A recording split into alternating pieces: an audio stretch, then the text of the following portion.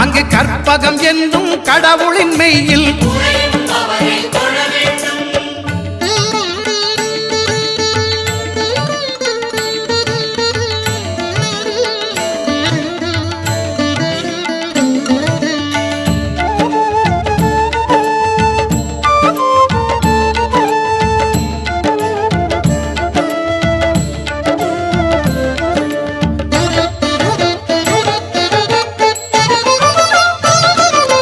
Thirunageswaram அறியாமாந்தர்